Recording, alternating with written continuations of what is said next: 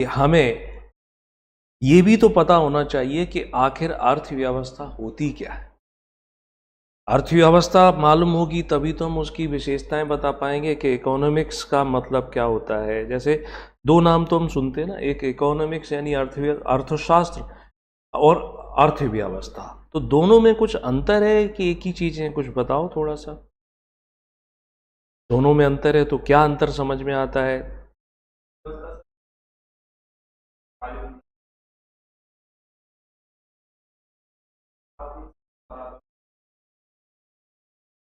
हम्म।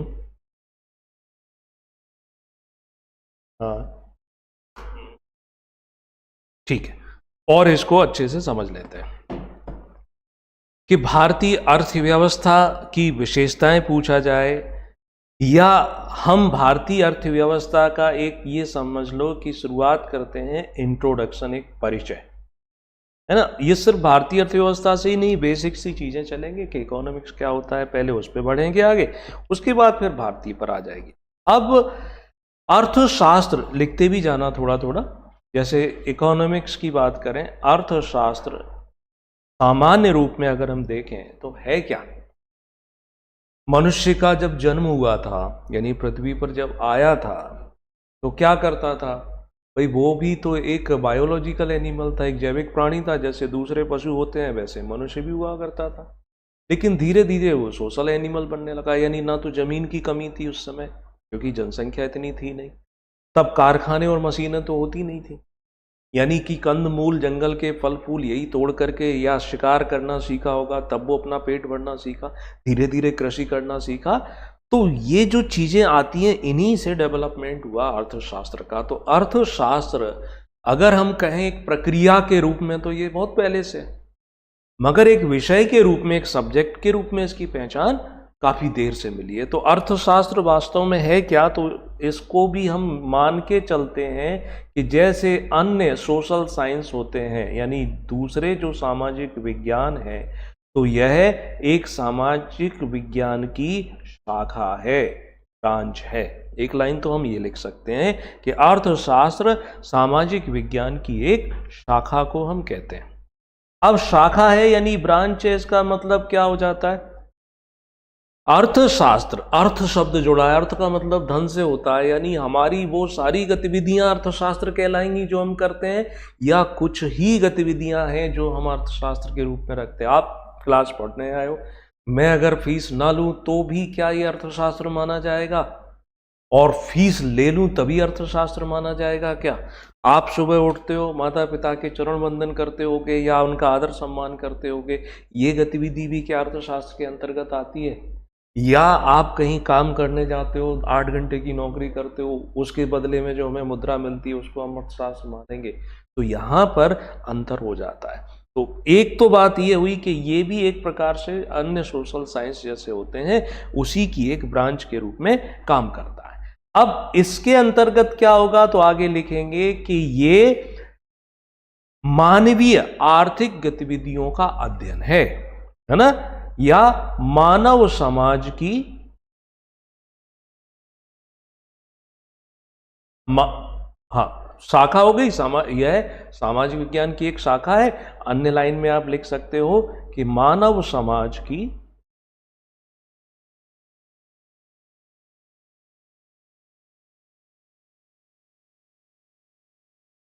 Dash जगह छोड़ना, मैं बाद में इस पे आपसे ही लिखवाऊंगा, मानव समाज की गतिविधियों का अध्ययन है। तो कौन सी गतिविधियों का अध्ययन है? सारी गतिविधियों का अध्ययन तो नहीं हो सकता। तो इसमें आर्थिक गतिविधियां, यानी ये मनुष्य के द्वारा, ह्यूमन सोसाइटी के द्वारा वो गतिविधियां जिन्हें हम आर्थिक कहते हैं। अब आर्थिक गतिविधियां क्या होती हैं? यहां पर एक चीज, एक शब्द एक फिर से कठिन आ गया कि भाई हमें इसको भी समझना पड़ेगा। ये आर्थिक गतिविधियां जो आप बोल रहे हो ये क्या है? तो एक तो लाइन ये हो जाएगी, पहला कि यह सामाजिक विज्ञान की एक शाखा है, दूसरा ये हो जाएगा कि यह मानव समाज की आर्थिक गतिविधियों का अध्ययन है। आर्थिक गतिविधियों से मतलब क्या होता है? तो इसके मतलब रूप में समझो, यानी इसमें उत्पादन होगा, इसके अंतर्गत उपभोग आएगा। इन सारे शब्दों को हम यही समझते जाएंगे। इसके अंतर्गत विनिमय आएगा या वितरण आएगा या बजट आदि जैसी चीजें आती हैं। ये कुछ चीजें जो हैं जिन्हें हम आर्थिक गतिविधियां कहते हैं, या उत्पादन, उपभोग, विनिमय, वितरण, बजट आदि का अध्ययन। सेंटेंस अगर पूरा बनाए तो ये हो जाता है कि इनका अध्ययन। शुरुआत की थी भाई अर्थशास्त्र क्या है, तो सामाजिक विज्ञान की एक शाखा है। फिर यह इसके अंतर्गत मानवीय समाज की आर्थिक गतिविधियों का अध्ययन करते हैं। आर्थिक गतिविधियों के अंतर्गत हमने नया शब्द ले आए कुछ यहाँ पर, उत्पादन, उपभोग, विनिमय। तो प्रश्न उठता है भाई उत्पादन भी समझा दो थोड़ा सा यहीं पर, आगे तो पढ़ेंगे तब पढ़ते रहेंगे। तो उत्पादन यानी इंग्लिश में से हम बोलते हैं प्रोडक्शन। तो प्रोडक्शन से मतलब क्या हुआ, उत्पादन से मतलब क्या हुआ?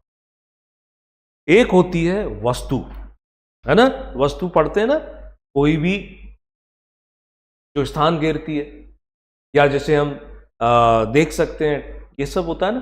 तो उत्पादन का मतलब हुआ वस्तु। जैसे आपके घर में परिवारजन क्या कार्य करते हैं, क्या व्यवसाय? कृषि कार्य करते हैं ना, चलो कृषि कार्य करते। तो कृषि यानी कि अनाज पैदा करते होंगे या अन्य कोई फसल का उत्पादन करते होंगे। मान लेते हैं कि गेहूं का उत्पादन आप करते हैं, ठीक है ना। तो गेहूं यहां पर क्या हो गई, वस्तु हो गई। तो गेहूं क्या मतलब ऐसे गए सुबह खेत में और शाम को बोरा भर के ले आए? नहीं ना, पहले हमें उसकी बुआई करनी, खेत तैयार करते हैं, बुआई करनी पड़ेगी, खाद, मिट्टी, सिंचाई ये सब देखना पड़ेगा, तब जाकर के गेहूं की फसल आती है। तो यहां पर जो गेहूं है, तो गेहूं का एक तरीके से आपने क्या किया, उत्पादन। और इसको ऐसे समझ लो, मान लो गेहूं का उपयोग सिर्फ खाना पकाने, रोटी के रूप में नहीं होता, अन्य भी उपयोग होते हैं। बिस्किट अगर हम बनाए तो उसके साथ अन्य चीजें जुड़ेंगी। यानी कि एक तो आप वस्तु ले रहे हैं, वस्तु के साथ साथ कुछ सेवाएं भी तो जुड़ रही हैं, व्यक्ति मेहनत कर रहा है। तो उत्पादन का मतलब होता है कि एक तो गुड्स और इनके साथ क्या जुड़ जाए, सर्विस। गुड्स जो कि टेंजिबल होती है, यानी दिखाई देती हैं, जो है हम छू सकते हैं। सेवाएं ये दिखाई नहीं देती, यानी जैसे किसान जो था वो अपने फसल को उत्पादन करने में जो मेहनत करता है, जो श्रम करता है, वो उसकी सेवा है। और गेहूं या फसल उसके लिए वस्तु, ये दोनों का सम्मेलन मिलकर के क्या हो गया, उत्पादन। या फिर ऐसा करें कि बिस्किट से, अनाज से हम क्या बनाते हैं, बिस्किट बनाते हैं। तो बिस्किट क्या है, उत्पादन। यानी वस्तु में जब हम क्या कर दें, उत्पादकता का सृजन। उत्पादन क्यों करते हैं, किसी मानवीय आवश्यकता की पूर्ति के लिए। मेरी आवश्यकता है कि मैं कपड़े पहनूं मौसम से बचाव के लिए, तो कपड़े थोड़ी खेतों में उगते हैं, फैक्ट्री में बनते हैं, मगर इसके लिए कच्चा माल जुटाना पड़ेगा ना। तो उत्पादन का मतलब होता है कि सिंपल सी बात है कि किसी भी वस्तु में कौन सा गुण समाविष्ट कर देना, उपयोगिता का, कि हुआ है उपयोगी बन जाए।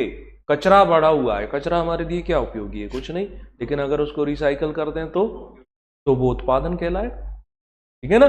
तो ऐसे करके इसको और डिटेल में हम आगे समझेंगे। हाल फिलहाल के लिए हमारे समझ में आ जाना चाहिए कि आर्थिक गतिविधियों के अंतर्गत हमने उत्पादन क्यों रखा, क्योंकि उत्पादन होगा तो बदले में मुद्रा मिलेगी। मैं अगर उत्पादन करता हूं, जैसे अनाज पैदा करता हूं, तो मार्केट पे, मंडी में बेचने जाऊंगा तो बदले में मुझे पैसे मिलेंगे। या मैं कारखाने से कोई चीज बनाता हूं तो उस वस्तु को जो लोग खरीदेंगे, उस प्रोडक्ट को जो खरीदेंगे, बदले में मुद्रा देंगे। तो इसमें क्या हुआ, पैसे का लेन देन हो रहा है कि नहीं हो रहा है। तो इससे हमारी लोग क्यों खरीदेंगे आपका प्रोडक्ट। आप कोई ऐसा प्रोडक्ट बना दो जिसकी कोई जरूरत ही नहीं है, तो फिर उसको खरीदेगा कौन, कोई नहीं ना। तो इसका मतलब इसमें उपयोगिता का सृजन यानी क्रिएटिविटी। भाई हमारी कोई जरूरत पूरी करे। मैं पेन खरीद के लाया क्योंकि मुझे लिखना है, ये मेरी जरूरत पूरी करता है। कॉपी आप लेकर आए क्योंकि मुझे नोट्स बनाने हैं, इसलिए। अगर आप पढ़ाई लिखाई नहीं कर रहे होते तो आपके लिए तो जैसे कहते हैं ना, काला अक्षर भैंस बराबर। किसके लिए, भाई जो पढ़ा लिखा नहीं है उसके लिए तो सारे काले अक्षर। कहावत है ना भाई, उसके लिए तो भैंस ज्यादा काम की है, काले अक्षर किस काम के हैं। तो ये एक प्रकार से आर्थिक गतिविधि हो गई। उत्पादन के बाद फिर अगला शब्द यहाँ लिखाया था उपभोग, जिसे बोलते हैं कंजम्पशन या कंज्यूम करना, कंज्यूम करना। मुझे भूख लगती है तो भोजन चाहिए। भोजन कहाँ से लाएंगे? तो भोजन यानी कि शाकाहारी हूँ तो मांसाहारी हूँ तो अब भोजन उपलब्ध है, लेकिन उस भोजन के उपलब्ध के साथ साथ उसको उपभोग करना यानी खाना पड़ेगा, या मौसम से बचाव के लिए कपड़े, आने जाने के लिए वाहन का उपयोग करना। तो ये सब क्या कहलाते हैं? उपभोग करना। उपभोग कौन करता है? उपभोक्ता, कंज्यूमर, है ना। तो ये भी गतिविधि यानी बिना पैसे के तो नहीं होगा। विनिमय, देखो उत्पादन कहां होता है? फैक्ट्री में होगा, कारखानों में होगा, है ना। आज की डेट में, वर्तमान युग में उत्पादन किया जाता है लार्ज स्केल पर। लार्ज स्केल पर यानी बड़े पैमाने पर उत्पादन किया जाता है। बहुत सारे लोग कारखानों में काम करते हैं, बड़ी बड़ी मशीनों से काम किया जाता है। तो फैक्ट्री में वस्तु बनकर तैयार होती है। क्या ग्राहक फैक्ट्री से ही खरीदने जाता है? नहीं। तो अब वो जो ग्राहक है यानी कि जिसे हम उपभोक्ता कहते हैं, उपभोक्ता सामान को बाजार से खरीदेगा और बाजार में सामान तैयार नहीं होता है, यहां पर फैक्ट्री से बने हुए सामान को बेचा जाएगा। ठीक है। और उपभोक्ता क्यों खरीदेगा? क्योंकि उसे अपनी आवश्यकताओं की पूर्ति करनी है। तो बाजार में आया, उपभोक्ता बाजार में गया, मुझे कपड़े चाहिए थे, मैंने कहा मुझे इस नंबर की शर्ट, इस नंबर का जीन्स दे दो, उसने दिया। बदले में मैं उसको क्या करूंगा कि भैया एक काम करो, मेरे पास तो 1 क्विंटल गेहूं है या सोयाबीन है, ले लो। पहले ऐसा ही होता था, यानी एक वस्तु के बदले में दूसरी वस्तु आप दे दो। यानी मेरी आवश्यकता अगर गेहूं की है, आपकी आवश्यकता अगर कपड़ों की है, और हम दोनों अपनी आवश्यकताओं को ऐसे पूरा कर सकते हैं, तो जरूरत नहीं है ना पैसे की। लेकिन इसमें क्या होता था? इसमें ये तय नहीं कर पाते थे कि वास्तव में किसकी वस्तु कितनी वैल्यूएबल है। क्यों? ये तो जरूरत के हिसाब से, भाई कोई बोले कि नहीं मैं तो पुराने एक कपड़ों से काम चला लूंगा, मुझे नए कपड़ों की जरूरत नहीं है, लेकिन खाना तो आपको रोज खाना है ना, सुबह शाम दोनों टाइम। तो इसलिए अब क्या लेकर आ गए? यहां पर मुद्रा को लेकर आ गए, करेंसी को लेकर आ गए। अब ये जो चीजें खरीदते और बेचते हैं, यानी एक वस्तु के बदले में हम उसको जो मुद्राएं देते हैं, यही क्या कहलाता है? विनिमय कहलाता है, एक्सचेंज। माध्यम क्या है? करेंसी, रुपया। यानी किसान अपनी फसल को मंडी में बेचता है, बदले में क्या लेके आता है? पैसा। कारखाने में बने हुए सामान बाजार में बेचे जाते हैं, बदले में उन्हें क्या मिलता है? पैसा। यानी कि ये विनिमय हो रहा है, एक्सचेंज हो रहा है ना। आज भी ग्रामीण इलाकों में देख सकते हो कि जैसे कुछ वस्तुएं बेचने आते हैं, आज की डेट में देखा होगा पुराने मोबाइल के बदले में वो जीरा बेच रहे हैं या कोई अन्य चीज बेच रहे हैं, पैसा तो नहीं ले रहे हैं ना। या ऐसा भी देखा होगा वो बाल लेकर के जाते हैं, बाल बड़े बड़े है ना, उसके बदले में भी, या अनाज के बदले में कोई सामान दे देते हैं। तो ये सिस्टम कहलाता बार्टर सिस्टम, यानी वस्तु विनिमय प्रणाली, एक वस्तु के बदले में दूसरी वस्तु। लेकिन मुद्रा के आधार पर अब ये सिस्टम चलता है। ठीक है। फिर इसमें लिखा था वितरण। तो वितरण क्या होता है वो भी समझने वाली बात है। वितरण यानी कि उद्योगों में या उत्पादक केंद्रों में प्रोडक्ट बनकर के तैयार हुआ, अब उस कारखाने से कहां तक? जहां कंज्यूमर है वहां तक सामान को पहुंचाना वितरण। डिस्ट्रीब्यूशन इसी को तो बोलेंगे, हम कारखाने में तो जाएंगे नहीं, हमारे जहां हम खरीद सकते हैं उस तक पहुंचाना, ये वितरण कहलाता है। बजट में सरकार अपने आय व्यय, इतनी इनकम हुई, इतना खर्च हुआ, उस सब का अपना मैनेज करती है। तो ये सब चीजें क्या थी? ये सारी की सारी चीजें आर्थिक गतिविधियों के अंतर्गत आती है। तो अर्थशास्त्र में हम इन्हीं चीजों का अध्ययन करते हैं। ठीक है। अब आगे लिख लो, ये 3 पॉइंट लाइनें लिखी थी आपने, आगे लिख सकते हो वर्तमान यानी आधुनिक अर्थशास्त्र।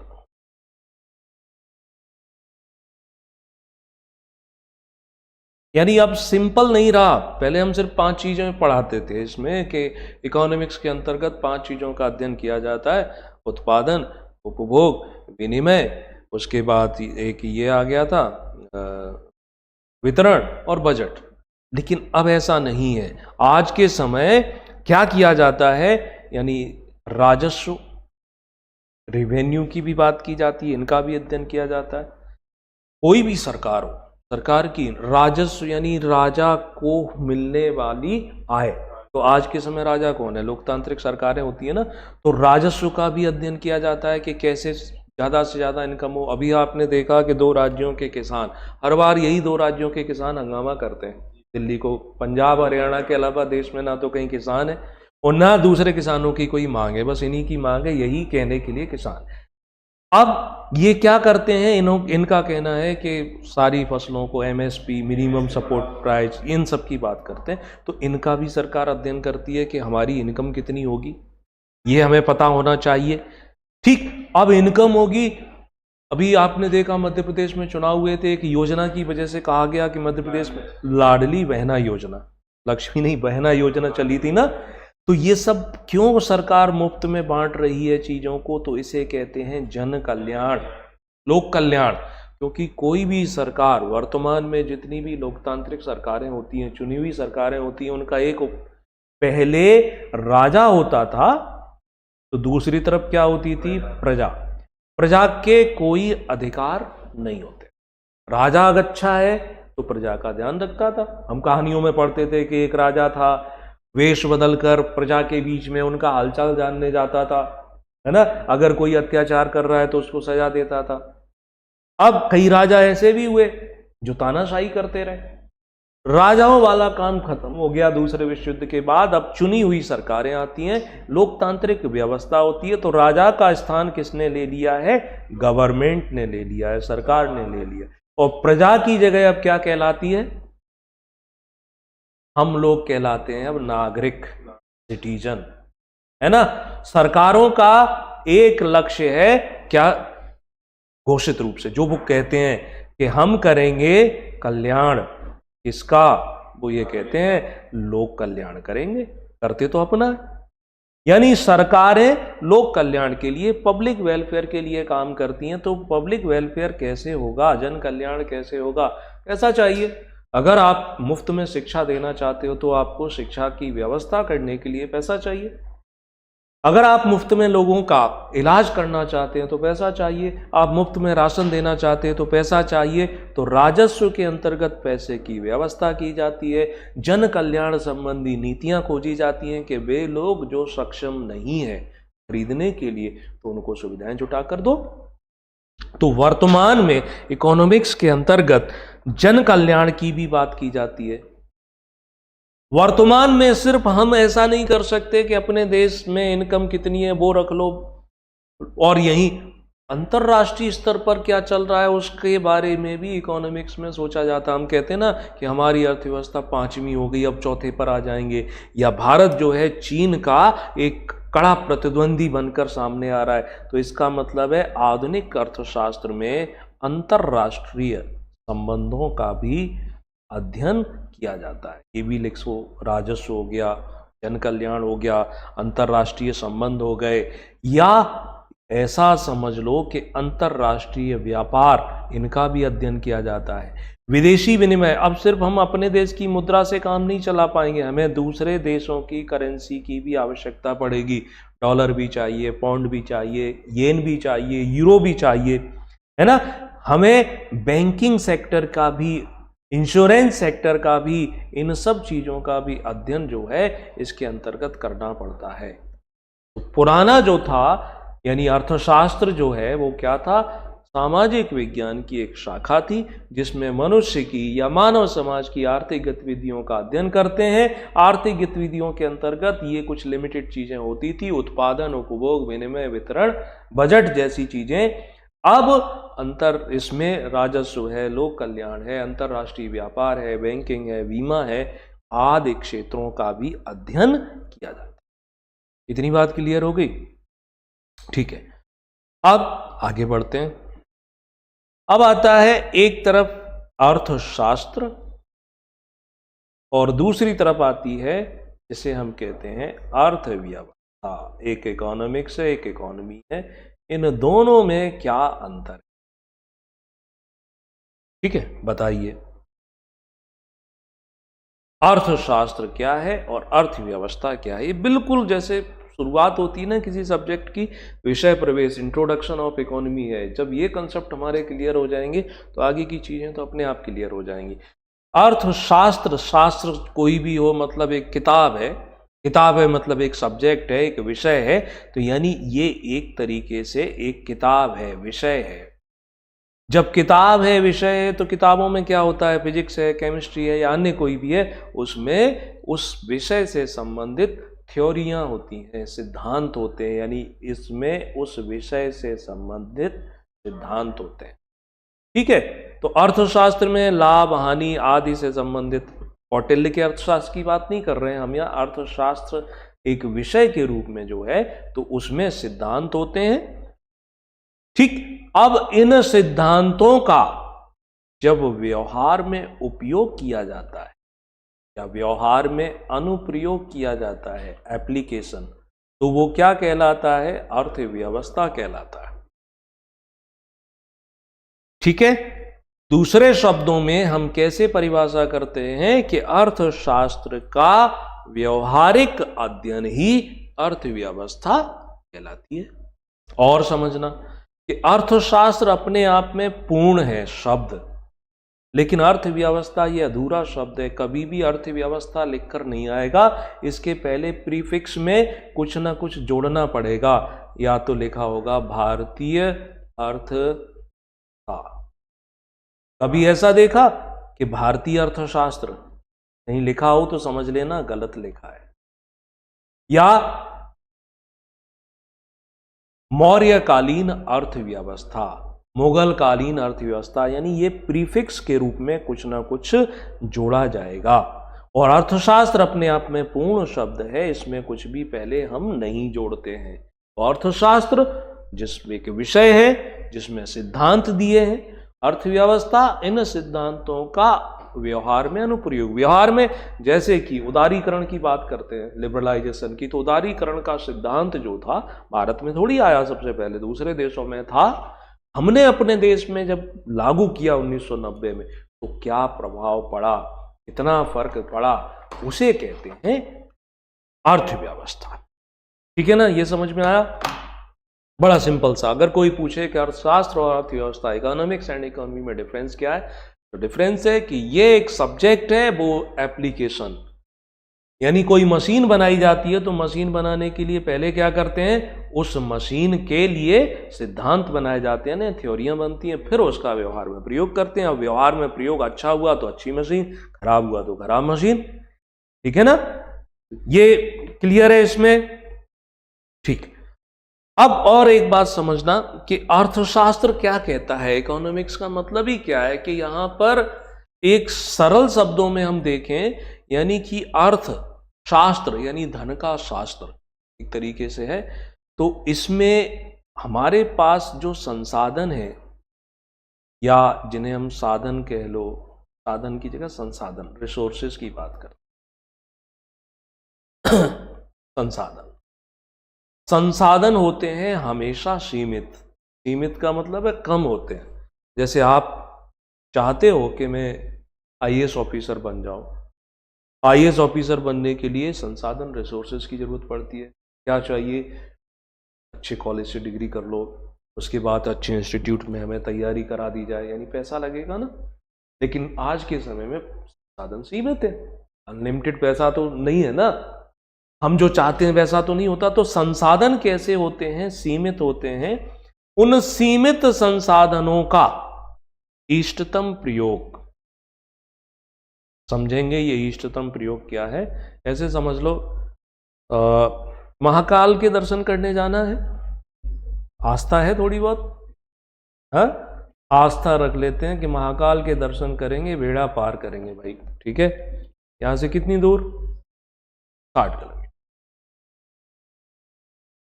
ठीक है, अब आपको कहा गया कि चलो महाकाल के दर्शन कराओ, सब कुछ ठीक हो जाएगा, या मुझे, मेरा अभी हाल फिलहाल का गोल है कि महाकाल के दर्शन करने जाना है, यहाँ से 60 किलोमीटर की दूरी पर है, कैसे जाओगे?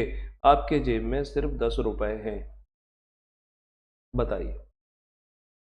Have only 10 rupees in your pocket, और जाना है 60 किलोमीटर की दूरी पर, कैसे जाओगे? साइकिल से जाओगे, पैदल जा सकते हो, टाइम लगेगा। भूख लगी है, 2 दिन से खाना नहीं मिला है, रुपए 10 ही हैं, लिफ्ट लेके जा सकते हो। ठीक है, यानी कई तरीके के आइडिया काम कर रहे हैं ना एक साथ। अब एक कई तरीके के आइडियो में जो सबसे अच्छा होगा वही अपनाओगे ना, और सबसे अच्छा जो आपको आपके इस गोल तक पहुंचा दे। तो संसाधन, रिसोर्सेज सीमित होते हैं। हमारे देश में 140 करोड़ की आबादी है, सरकार सबकी गरीबी क्यों ना दूर कर दे, क्योंकि संसाधन है सीमित। तो उन सीमित संसाधनों का आप प्रयोग कैसे करेंगे सबसे अच्छे तरीके से, बेस्ट ऑप्टिमम यूटिलाइजेशन उसे कहते हैं, इष्टतम उपयोग। आप 10 लिफ्ट ले लो, 10 रुपए भी बच गए। भूख लग रही है, कहीं भंडारा देख लेंगे, ऐसा भी तो हो सकता है ना। या 10 रुपए में क्या खा सकते हैं भाई, रुपए तो 10 है, भूख लगी है तो कोई ऐसी चीज खा लो जिससे भूख शांत भी हो जाए और हमारा पैसा भी ज्यादा ना लगे। यही तो अर्थशास्त्र करता है। अर्थशास्त्र हर व्यक्ति को यही तो बताता है भाई, जैसी जिसकी बजट है उस हिसाब से काम करना शुरू कर देता है। इसका एक और उदाहरण समझो, मान लो कि आपके लिए कल से ड्रेस कोड लागू कर दिया जाए कि भाई आप एक पर्टिकुलर इसी कलर की शर्ट पहन करके आएंगे तभी एंट्री मिलेगी। ठीक है, मान लेते हैं कि वाइट कलर की शर्ट के बिना किसी को अलाउ नहीं करेंगे।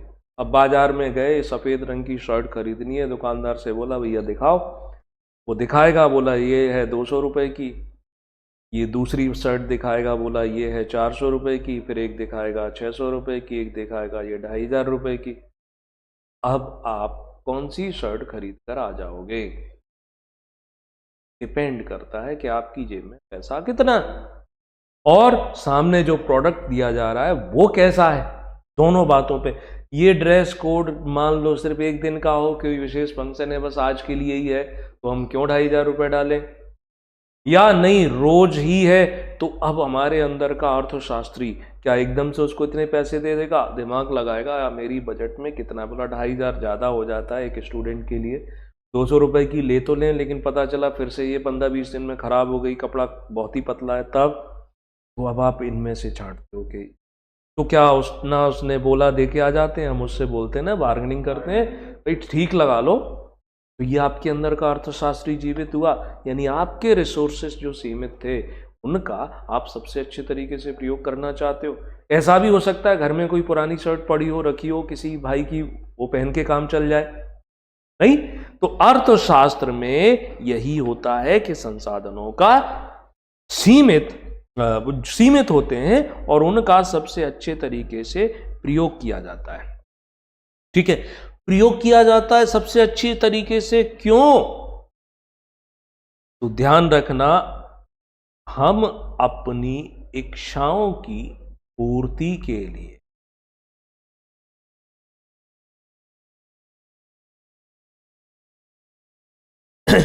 इच्छाओं की पूर्ति के लिए क्या करते हैं, क्रियाएं करते हैं। क्रियाएं मतलब एक्टिविटीज करते हैं। अब जो एक्टिविटीज करते हैं वो उन एक्टिविटीज को हम 2 ग्रुप में बांटेंगे। एक गतिविधि ऐसी होती है जिसको हम बोलते हैं आर्थिक गतिविधि,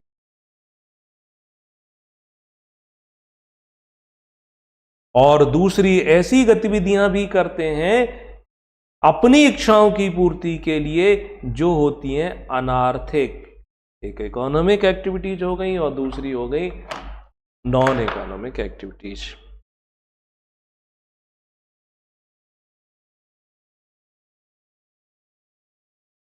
ठीक है, अब समझना इस बात को, इच्छाओं की पूर्ति के लिए मानव या मनुष्य क्रियाएं करता है, एक जिसे हम आर्थिक गतिविधि के रूप में और दूसरा जिसे अनार्थिक गतिविधि कहते हैं। आर्थिक गतिविधि का मतलब क्या हुआ, इसमें ऑब्जेक्ट यानी कि उद्देश्य क्या हो जाएगा, धन कमाना, यानी वो सारे काम करना जिससे पैसा आए, उसको हम क्या बोलेंगे, आर्थिक गतिविधि।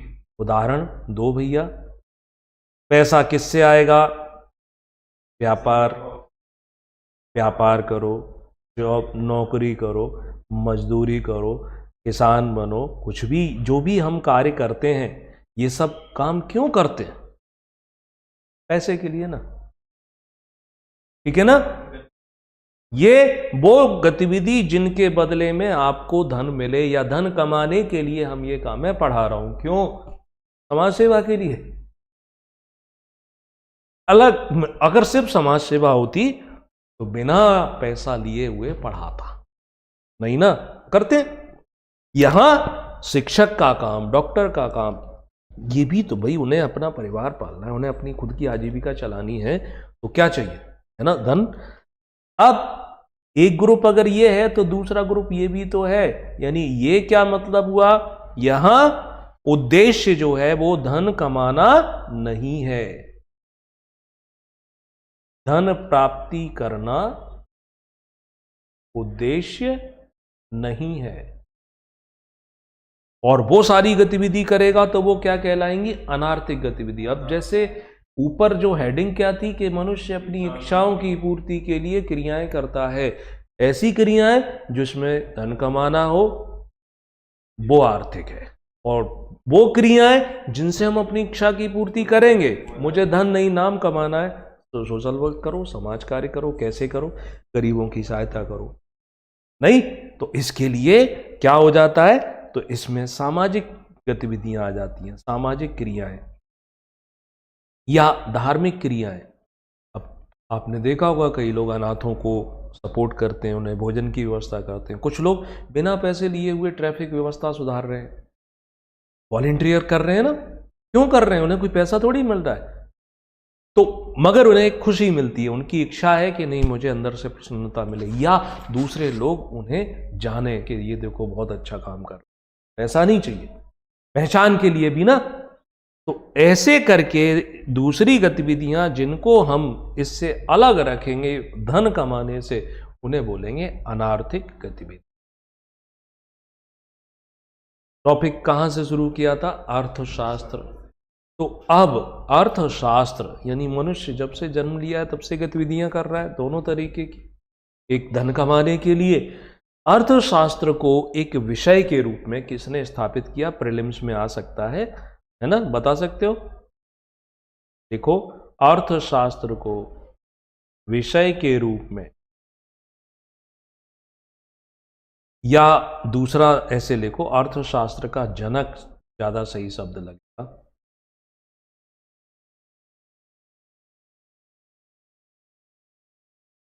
अर्थशास्त्र का जनक कभी पूछा जाए तो किसे माना जाता है?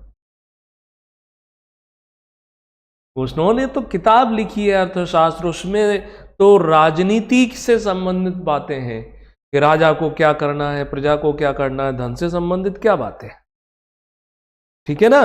तो यहां अर्थशास्त्र का जनक या फादर ऑफ इकोनॉमिक्स जिसे कहते हैं, उनका नाम है एडम स्मिथ। पूछेंगे प्रीलिम्स में, एडम स्मिथ। और क्यों, तो इन्होंने एक किताब लिखी है, वो किताब का नाम भी पूछते हैं ना, वेल्थ ऑफ नेशन।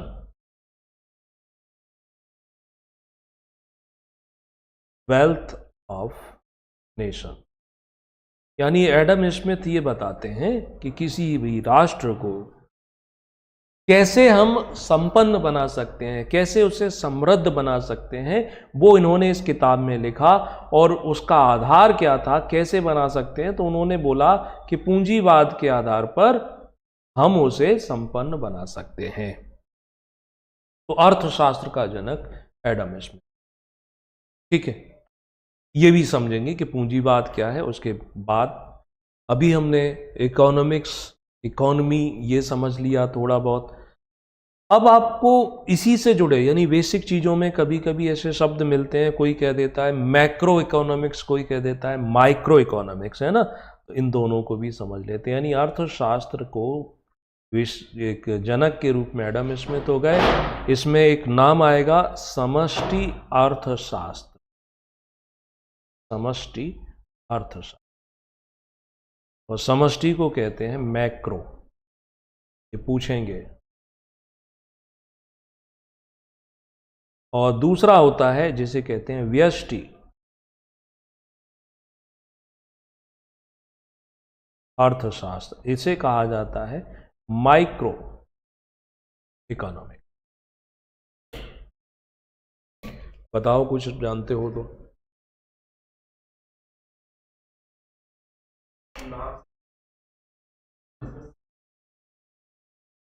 गुड।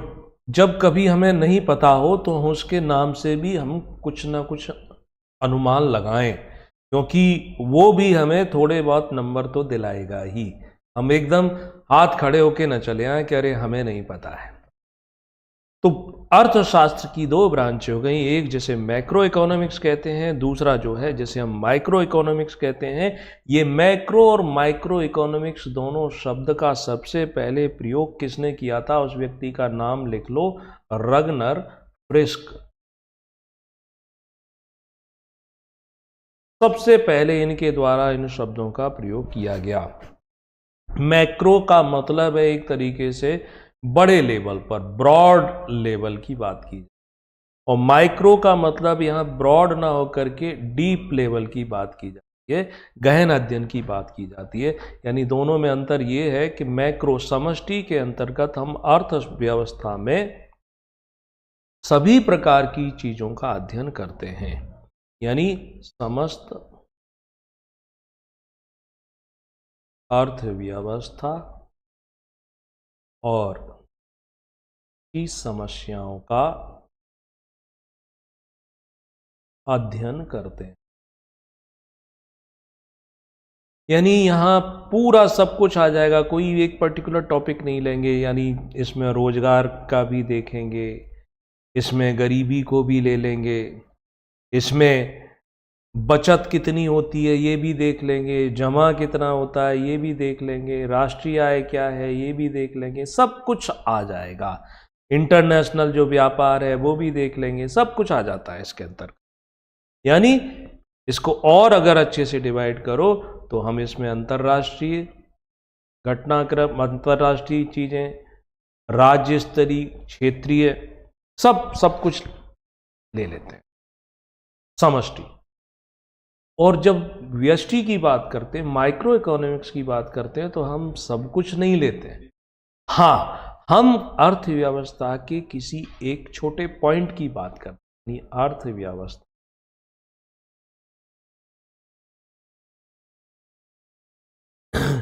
छोटे स्तर का अध्ययन करते हैं, है ना। यानी ऐसे समझ लो कि छोटी आर्थिक गतिविधि का अध्ययन करते हैं, सबको नहीं मिलाएंगे। अगर हमें पता लगाना है बैंकिंग सेक्टर, तो सिर्फ बैंकिंग सेक्टर के बारे में ही फोकस करेंगे, इधर उधर नहीं जाएंगे कि सब में जा रहे हैं, है ना। अब यहां देखो, रोजगार विषय भी उठा लिया, गरीबी भी उठा लिया, कितना पैसा जमा होता है, कितनी बचत है, शेयर बाजार भी ले रहे हैं, इंटरनेशनल ट्रेड भी ले रहे हैं। नहीं, यहां नहीं, यहां अगर बैंकिंग है तो बस बैंकिंग पे फोकस करेंगे, बीमा है तो सिर्फ बीमा पे फोकस करेंगे। तो दोनों में अंतर समझ में आया। माइक्रो एक पर्टिकुलर छोटे से सेगमेंट में लेकिन गहन अध्ययन करेंगे, डीप लेवल पे जाके, और इसमें मैक्रो में ब्रॉड लेवल पर अध्ययन कर रहे हैं, सब कुछ लेकर के जा रहे हैं। अब कभी ये पूछ लिया जाए कि बताओ इस ब्रॉड, यानी कि जैसे हम बोलते हैं ना समष्टि अर्थशास्त्र का जनक कौन है, या इसकी बात की किसने, कौन से अर्थशास्त्री थे, उनका भी नाम लिख लो, कभी पूछ लेते हैं। नाम है जॉन मैनार्ड कीन्स। कीन्स बार बार ये नाम आएगा, जॉन मैनार्ड कीन्स इसके जनक माने जाते हैं, उन्होंने ये टॉपिक छेड़ा। समष्टि अर्थशास्त्र के जनक थे एडम स्मिथ, और कभी पूछा जाए अर्थशास्त्र नामक किताब के रचयिता कौन है, तो कौटिल्य आएंगे। इनकी किताब तो वेल्थ ऑफ नेशन है एडम स्मिथ की, है ना, मगर उन्हें फादर ऑफ इकोनॉमिक्स हम बोल देते हैं। तो समष्टि और व्यष्टि में अंतर, मैक्रो और माइक्रो इकोनॉमिक्स में अंतर हमें पता होना चाहिए। ये बेसिक सी चीजें इन्हें पता है, हमारे लिए आगे काम आसान होता जाएगा। वो तो कौटिल्य ने लिखी है अर्थशास्त्र, बोलते ना कौटिल्य का अर्थशास्त्र, वो अर्थशास्त्र इस इकोनॉमिक्स की किताब नहीं है, वो तो राजनीति विज्ञान है ना, वो एक अलग बात है। और अर्थशास्त्र का जनक कौन है? वो एडम स्मिथ की किताब है वेल्थ ऑफ नेशन, वो भी आगे बताएंगे। अब हमने अभी एक चर्चा छेड़ दी थी ना पूंजीवाद, या कभी कभी हम शब्द सुनते हैं समाजवादी अर्थव्यवस्था या हम मिश्रित अर्थव्यवस्था, इन सब की। तो एक टॉपिक हेडिंग डाल लो, अर्थव्यवस्था के प्रकार, टाइप्स ऑफ इकोनॉमी।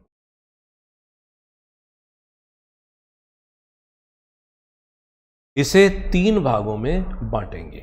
पहला पूंजीवादी अर्थव्यवस्था, पूंजीवादी। दूसरा टाइप होता है, उसे कहते हैं राज्य, या दूसरा नाम इसको देते हैं समाजवादी अर्थव्यवस्था। और तीसरा जिसे कहते हैं मिश्रित अर्थव्यवस्था, मिक्स्ड इकोनॉमी। कैपिटलिज्म पूंजीवाद, राज्यवाद, राज्य अर्थव्यवस्था को हम स्टेट ड्राइव इकोनॉमी भी बोलते हैं या स्टेट इकोनॉमी भी बोलते हैं, और समाजवादी को यहाँ सोशलिस्ट इकोनॉमी के नाम से भी जानते हैं। तीनों को एक एक करके समझेंगे। इनके अंतर मुख्य परीक्षा में भी पूछे जा सकते हैं, प्रीलिम्स में भी, ऑब्जेक्टिव में इनसे जुड़े प्रश्न आ सकते हैं। तो पूंजीवादी अर्थव्यवस्था किसे कहते हैं? शब्द है पूंजी, पूंजीवादी, कैपिटलिज्म। इसको ऐसे समझ लो कि मान लो आपके पास 1000 करोड़ रुपए हैं, ठीक है, इतना चलेगा काम? कम कर दें एक आध। 1000 करोड़ रुपए हैं, बताओ क्या करोगे? काहे में इन्वेस्ट करोगे 1000 करोड़ रुपए का? 1000 करोड़ की कितनी प्रॉपर्टी खरीदोगे?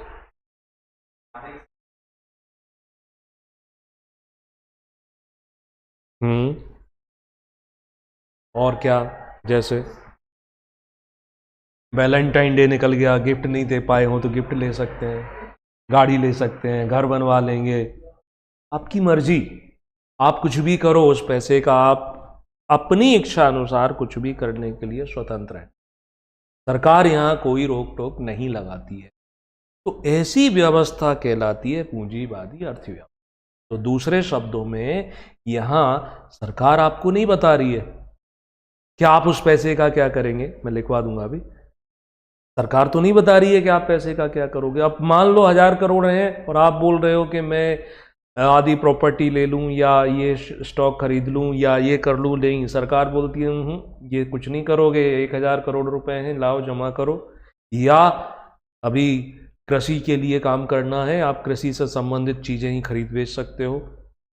यानी सरकार आपको दिशा निर्देश दे कि आपका पैसा आपका नहीं है, हम जो बताएंगे वैसे काम करना पड़ेगा। तो यहाँ सरकार अगर आपको बोलती है, सरकार का मतलब राज्य होता है, इसी को हम राज्य अर्थव्यवस्था कहते हैं। और मिश्रित की बात करें, यहां पर कुछ जगह सरकार रहे, कुछ जगह प्राइवेट, दोनों काम करते रहे, तो उसको मिश्रित कहते हैं। एक बार लिखते जाएंगे और अच्छे से समझ पाएंगे। तो पूंजीवादी अर्थव्यवस्था ऐसी अर्थव्यवस्था जहां राज्य का हस्तक्षेप, इंटरफियरेंस कैसा होता है, अधिक या कम? न्यूनतम होता है। थोड़ा बहुत तो शून्य भी लिख सकते हो, न्यूनतम होता है। आपका पैसा है, कौन सी इंडस्ट्री, फैक्ट्री, कारखाना लगाना चाहते हो लगाओ। मुझे 1000 करोड़ रुपए मिले, अब मैं तो सोचूंगा कि टेक्नोलॉजी का युग है आजकल, आर्टिफिशियल इंटेलिजेंस का युग है, इससे संबंधित कुछ चीज़ें बनाता हूं, क्योंकि मार्केट में इनकी डिमांड ज़्यादा है। डिमांड ज़्यादा है तो स्वाभाविक है मेरे बनाए प्रोडक्ट की डिमांड बढ़ेगी, पैसा मेरे पास और आएगा। यानी राज्य का हस्तक्षेप यहां लगभग कम से कम होता है। तो दूसरे शब्दों में मतलब क्या हुआ कि प्राइवेट सेक्टर की यहां मनमानी चलेगी कि नहीं चलेगी? तो लिखो, निजी उद्यमी राज्य का हस्तक्षेप न्यूनतम है, हम पूंजीवाद में लिख रहे हैं, इसी में और पॉइंट जोड़ रहे हैं ना। निजी उद्यमी अधिक प्रभावशाली होते हैं।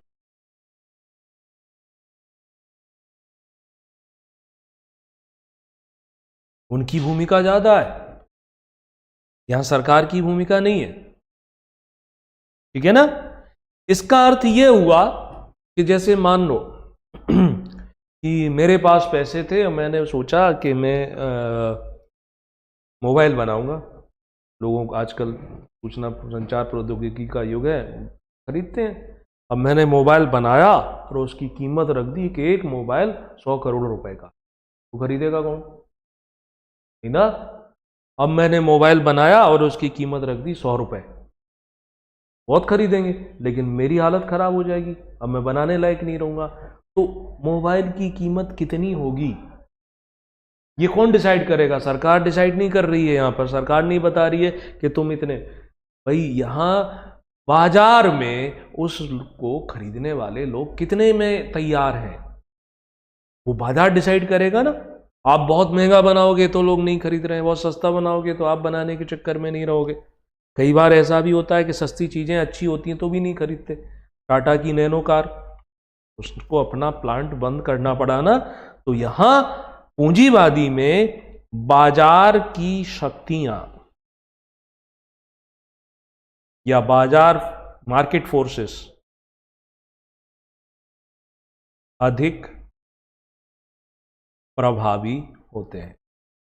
बाजार में वही चीज बनेगी जिसे लोग खरीदेंगे, ऐसी चीज आप नहीं बना सकते। आज के समय में वो ब्लैक एंड व्हाइट टीवी बनाकर बेचने लगो, कोई नहीं खरीदेगा। तो इसका मतलब क्या हुआ कि ये प्रभावशाली होते हैं। और इसी का समर्थन किया था किसने? एडम स्मिथ ने। सपोर्ट एडम स्मिथ के द्वारा किया गया था। इन्होंने ये कहा कि राज्य को क्या करना चाहिए, यानी सरकारों को क्या करना चाहिए कि कम से कम मिनिमम लेसेज फेयर, यानी हस्तक्षेप मत करो। बाजार और ग्राहक अपने आप तय कर लेंगे कि चीज कितने में खरीदनी है या हम क्या चाहते हैं, वो अपने आप से ये बना करके देंगे। तो इन्होंने ऐसा बोला। ये बात समझ में आ रही है? पूंजीवादी अर्थव्यवस्था, तो पूंजीवादी यानी बाजार प्रभावी होता है, पूंजीपति लोग प्रभावी होते हैं, बाजार की शक्तियां प्रभावी होती हैं, सरकार न्यूनतम, सरकार थोड़े बहुत लाइसेंस प्रदान कर सकती है, ये सब चीजें कर सकती है ना। तो निजी उद्यमी से मतलब है प्राइवेट लोग, उद्यमी बोलते हैं बिजनेसमैन को, एंटरप्रेन्योर को। निजी मतलब प्राइवेट वाला, जैसे अंबानी निजी हो गया, टाटा निजी हो गया कि नहीं हो गया। अब अंबानी टाटा व्हीकल बनाता है, कि सरकार के हिसाब से उसका रेट डिसाइड करेगा, वो उसकी मर्जी। या भारत में BMW जैसी कारें मिल रही हैं, या पजेरो मित्सुबिशी जैसी कंपनियां दूसरे देशों की आ रही हैं, तो क्या सरकार उनके रेट डिसाइड कर रही है? या फोन बनाने वाली वो एप्पल कंपनी है, 1.5 लाख 1 लाख के फोन बना रही है, क्या सरकार उसके प्राइस कंट्रोल कर रही है? नहीं ना। तो ये प्राइवेट लोग हैं ना, लोग खरीद रहे हैं इसलिए वो इतने में बेच रहे हैं। क्लियर है? ये बात समझ में आई? ऐसा कहां देखने को मिल रहा है? अमेरिका में देखने को मिल रहा है ना, यूके, यूनाइटेड किंगडम, ब्रिटेन में देखने को मिल रहा है, फ्रांस में देखने को मिल रहा है। भारत में मिल रहा है क्या? तो भारत में लाडली बहना योजना भी चल रही है, राशन की दुकानों से नियंत्रित राशन भी दिया जा रहा है। यहाँ पर निजी नहीं, सरकार भी तो है। सिर्फ निजी का बोलबाला हो, सरकार का हस्तक्षेप हो ही ना, तब उसे हम पूंजीवादी बोलेंगे। यहाँ तो आपको देखो ना, सरकारी कॉलेज भी है, उनकी सारा सिलेबस से लेकर एग्जाम शेड्यूल तक, फीस तक सब सरकार डिसाइड कर रही है कि नहीं कर रही? फिर तो इसलिए इसको हम पूंजीवादी में नहीं रख सकते। यहाँ क्या लिखा है पहली लाइन में कि राज्य का हस्तक्षेप न्यूनतम होता है, बिल्कुल कम। यहाँ तो हर सेक्टर में राज्य, सेक्टर में नहीं हो राज्य या कोई भी, ओवरऑल जितनी गतिविधियां होती हैं उन सब में आ जाना चाहिए कि राज्य तो बहुत मिनिमम है, प्राइवेट ही है। सड़क बनाना है तो प्राइवेट, प्लेन उड़ाना है तो प्राइवेट, खाने का सामान है तो प्राइवेट, सब कुछ प्राइवेट हो। तो अभी हम भारत की एक अलग कंडीशन समझेंगे, भारत कहाँ फिट होगा, है ना। तो ये पूंजीवादी हो गई। दूसरा है समाजवादी। तो समाजवादी या राज्यवादी में क्या अंतर है वो भी देख लो। राज्य, स्टेट इकोनॉमी या समाजवादी, तो उसका उल्टा हो जाएगा। जो कुछ पूंजीवादी में था यहां उसका उल्टा हो जाएगा। यानी हाँ, राज्य का आर्थिक गतिविधियों पर नियंत्रण होता है। मतलब आपकी जेब में पैसा था, आप इन्वेस्ट कर रहे थे या कारखाना लगा रहे थे, आपकी मर्जी थी ना। लेकिन यहाँ ऐसा नहीं है। यहाँ सरकार डिसाइड करेगी कि कारखाना कौन सा लगेगा, सामान कितना बनाओगे, कितने रुपए में बेचोगे, सब कुछ यहाँ सरकार तय करती है। तो दूसरे शब्दों में हम क्या बोलेंगे कि राज्य की नियामक के रूप में, यानी कि रेगुलेटर के रूप में, और नियंत्रक कंट्रोलर के रूप में भूमिका होती है। आपके पास पैसा तो है, ठीक है, अब आप क्या चाहते हो कि मैं हथियार बनाने वाली फैक्ट्री डाल लूं। डाल सकते हो, लाइसेंस लेना पड़ेगा। और फिर आपके बने हथियार खरीदेगा कौन? ये सब्जी तो है नहीं, कपड़े तो है नहीं, मोबाइल तो है नहीं कि कोई भी खरीद देगा। इसकी सप्लाई भी सरकार। तो यहाँ राज्य आ गया, यानी राज्य मतलब सरकार आ गई ना। तो किसकी भूमिका, किसका नियंत्रण प्रभावी है? तो यहाँ राज्य का नियंत्रण प्रभावी है। यानी उत्पादन के जो साधन हैं, उत्पादन के साधनों पर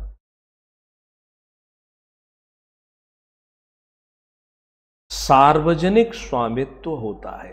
यानी सार्वजनिक स्वामित्व का मतलब है कि उनका मालिक कोई एक व्यक्ति नहीं होता है, सरकार उसकी मालिक है।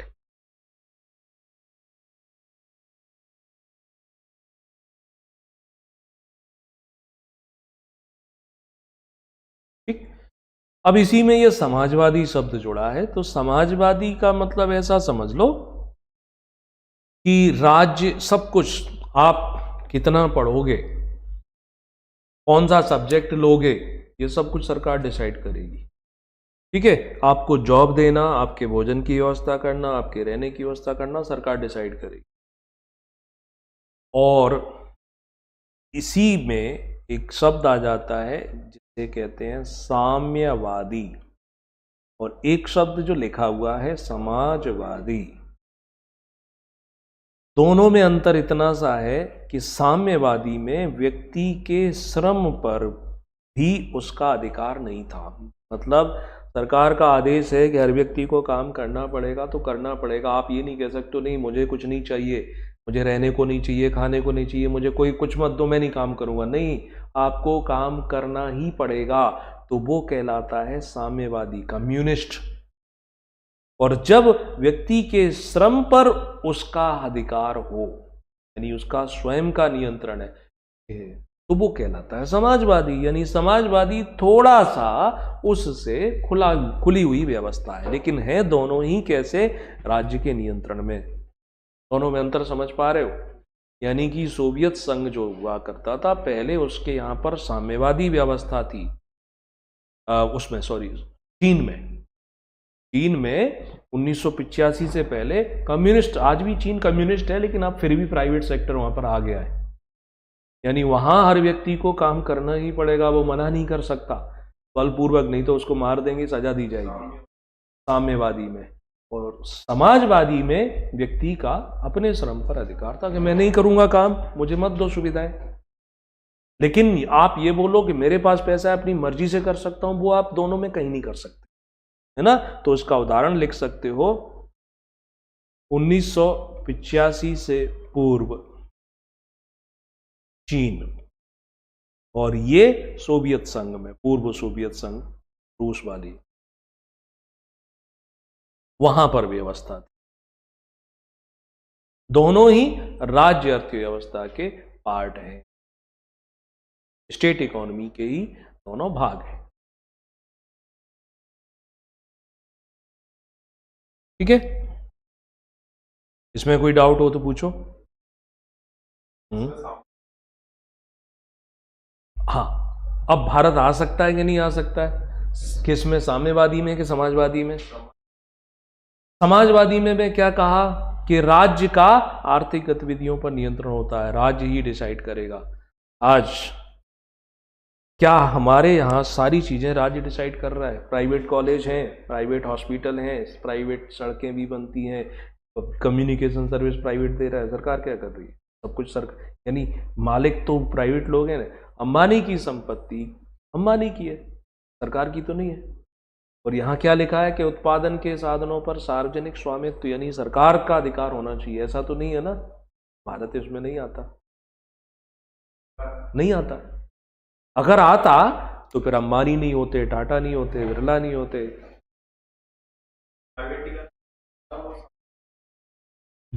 देखो, साम्यवादी यहाँ व्यक्ति कुछ भी नहीं है, सब कुछ सरकार है। मेरे लिए अगर ऑर्डर है कि 12 घंटे आपको पढ़ाना है तो पढ़ाना है। और समाजवादी में ये है कि मैं ये बोल दूं नहीं मैं काम नहीं करूंगा तो बदले में मुझे रहने की, खाने की ये व्यवस्था सरकार मना कर देगी कि नहीं, कुछ नहीं देंगे इनको।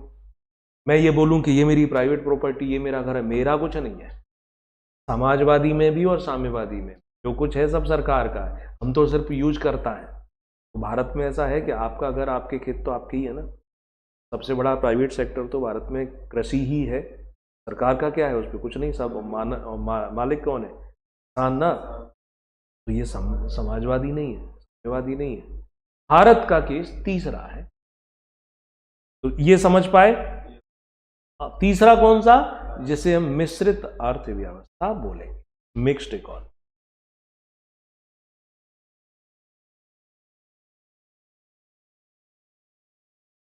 मिश्रित अर्थव्यवस्था यानी यहां पर निजी लोग भी रहेंगे और सरकार भी रहेगी। सरकार को हम सार्वजनिक लिखते हैं।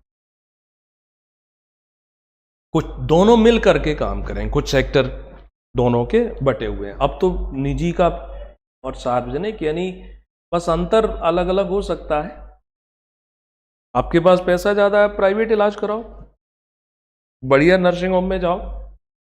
नहीं है तो आयुष्मान भारत योजना के अंतर्गत भी अच्छा इलाज होता है। सरकारी हॉस्पिटल में भी आज के समय तो सारी सुविधाएं मिलती हैं, सारी जांचें निःशुल्क होती है ना।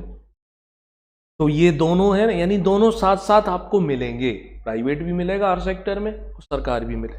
उसे कहते हैं हम मिश्रित अर्थव्यवस्था, है ना। लिखो, निजी और सार्वजनिक दोनों का सह अस्तित्व होता है, कोएग्जिस्ट।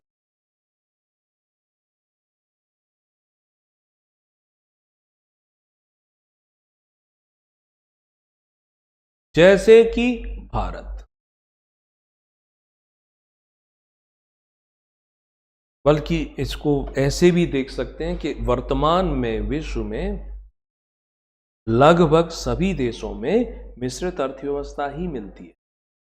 बस कहीं पर सरकार ज्यादा प्रभावी है तो कहीं पर प्राइवेट सेक्टर ज्यादा प्रभावी।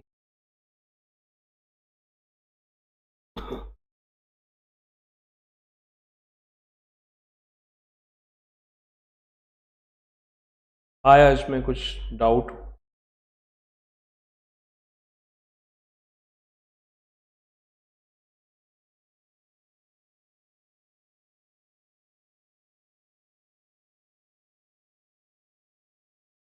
क्लियर है ना इतना, है ना। तो अब अर्थव्यवस्थाएं 3 प्रकार की होती हैं, तीनों को आप बता सकते हो।